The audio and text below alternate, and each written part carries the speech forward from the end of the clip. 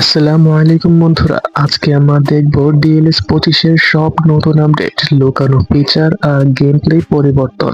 যারা ডিএলএস খেলো এই ভিডিও মিস করলে অনেক কিছু বাদ পড়ে যাবে। চলুন কথা না বাড়িয়ে শুরু করা যাক।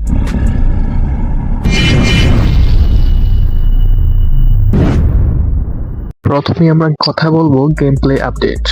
প্রথমেই বলি গেম প্লে নিয়ে ডিএলএস 25-এর প্লেয়ারদের নতুন রানের অ্যানিমেশন, শর্ট মুভমেন্ট আর ডিফেন্স এতটাই শক্তিশালী হয়েছে যে আগের মতো সহজে গোল করা যায় না। গোলকিপারের রিঅ্যাকশন আরো ফাস্ট, স্কিল মুভ আগের চেয়ে স্মুথ, একদম রেসপন্সিভ।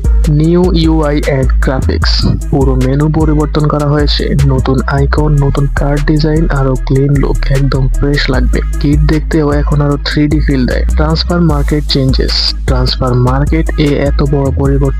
18+ রেটেড প্লেয়ার অনেক কম আসছে, প্লেয়ারদের দাম বাড়ানো হয়েছে, নতুন কিছু স্টেট বুস্টেড প্লেয়ার কার্ড যোগ হয়েছে, মানে টিম স্ট্রং করতে হলে এখন আরো সময় লাগবে।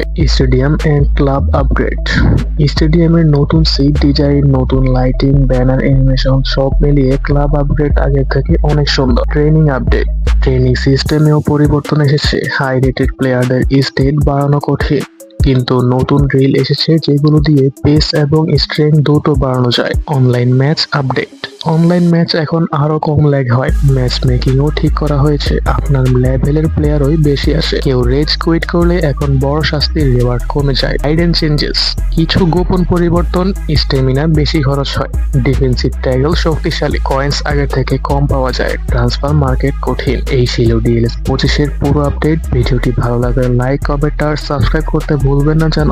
আর চান তাহলে ডিএলএস 25-এর বেস্ট ফরমেশন, বেস্ট প্লেয়ার্স বা অনলাইন টিপস এর ভিডিও করে দেব। আজকে এই পর্যন্তই। আসসালামু আলাইকুম।